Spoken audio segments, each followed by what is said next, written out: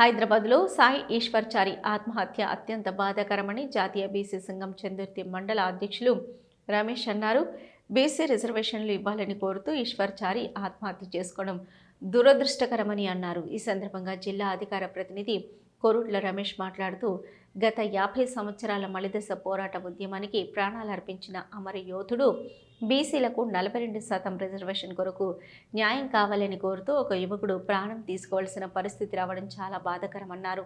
ఇప్పటికైనా యువకులు ప్రాణాలు బలిదానం చేయొద్దని, ఆలోచనతో ఐక్యంగా చట్టపరంగా పోరాడితేనే నిజమైన మార్పు వస్తుందని అన్నారు.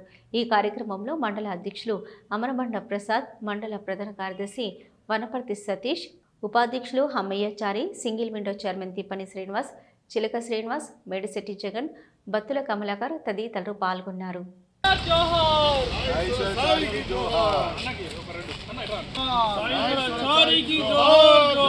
బీసీల రిజర్వేషన్ 42% సాధనలో మరి ఎన్నో రోజులుగా ఉద్యమం నడుస్తున్నప్పటికీ కూడా మరి ప్రభుత్వాలు 56% ఉన్నటువంటి బీసీలకు మరి 42% రిజర్వేషన్ ఇవ్వడానికి ముఖం చాటేసినటువంటి మరి సందర్భంలో మరి కలత చెందినటువంటి సాయి ఈశ్వరాచారి బీసీ రిజర్వేషన్ కోసం ఈ రోజున ఆత్మ బలిదానాన్ని చేసుకోవడం జరిగింది.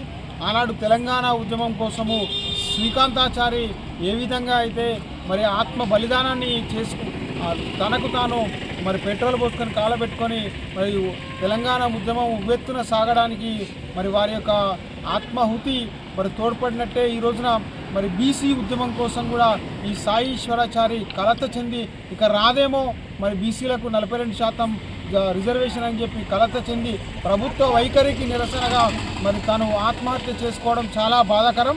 మరి వారి యొక్క ఆత్మకు శాంతి చేకూరాలని ఈ రోజున బీసీ సంఘాల ఆధ్వర్యంలో చందుర్తి మండల కేంద్రంలో వారి ఆత్మశాంతి కోసము కొవ్వొత్తుల ర్యాలీని మనం చేపట్టడం జరిగింది.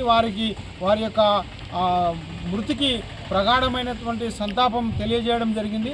మరి ఇప్పటికైనా మరి కేంద్ర రాష్ట్ర ప్రభుత్వాలు కళ్ళు తెరిచి మరి మరొక బీసీ ముద్దుబిడ్డకు ఏది జరగద్దు అంటే వెంటనే పార్లమెంటు సమావేశాలు జరుగుతూ ఉన్నాయి. మరి ఈ ఆత్మహత్యను ఈ దృష్టిలో ఉంచుకొనైనా ఇక్కడ ఉన్నటువంటి పార్లమెంటు సభ్యులు తక్షణమే మరి పార్లమెంటులో బీసీ బిల్లుపై చర్చ కొనసాగించే వరకు కూడా పార్లమెంటు స్తంభింపజేయాలని చెప్పి ఈ సందర్భంగా తెలియజేస్తూ మరి చందుర్తి మండలం పక్షాన మరి సాయి ఈశ్వరాచారి ఆత్మకు శాంతి చేకూరాలని చెప్పి మనస్ఫూర్తిగా కోరుకుంటూ ఈ కార్యక్రమంలో నాతో పాటు పాల్పంచుకున్న బీసీ బిడ్డలందరికీ కూడా